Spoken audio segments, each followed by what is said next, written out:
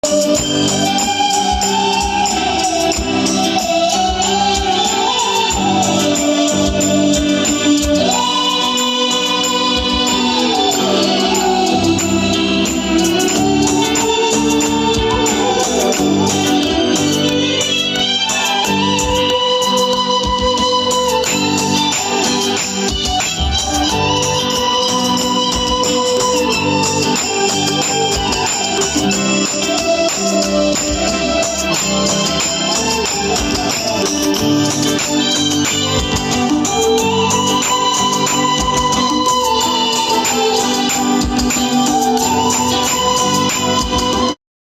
उपस्थित आছোঁ জুবিনদাৰ সভানী ক্ষেত্ৰৰ সন্মুখত ৩৭ নম্বৰ ৰাষ্ট্ৰীয় ঘাইপথৰ ওপৰত আৰু পিছফালে মোৰ পিছফালে চাওক গাড়ীৰ লাইন চাওক ৩৭ নম্বৰ ৰাষ্ট্ৰীয় ঘাইপথৰ দৃশ্য আপোনালোকে গাড়ীৰ শাৰীয়ে লক্ষ্য কৰক। এনেকুৱা এটা পৰিৱেশৰ সৃষ্টি হৈছে অৰ্থাৎ কিমান মানুহে জুবিনদাক ভাল পায়। জাতি ধৰ্ম ভাষা নিৰ্বিশেষে সকলোৱে ইয়াত আহিছে। আজি এমহীয়া এই যিটো অনুষ্ঠান এই অনুষ্ঠানত শ্ৰদ্ধা নিবেদিবৰ কাৰণে আহিছে। ইয়াৰ পিছফালে গাড়ীৰ শাৰী লক্ষ্য কৰক আপোনালোকে।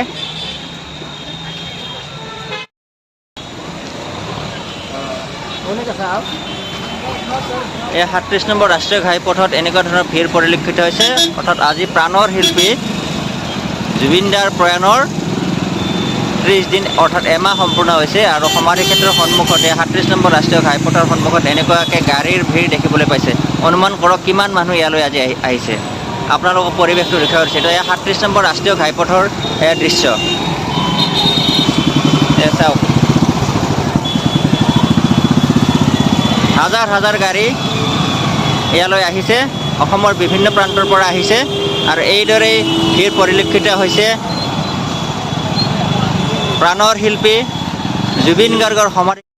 আজিৰ যি অনুষ্ঠান সেই অনুষ্ঠানৰ যি পৰিৱেশ সামগ্ৰিক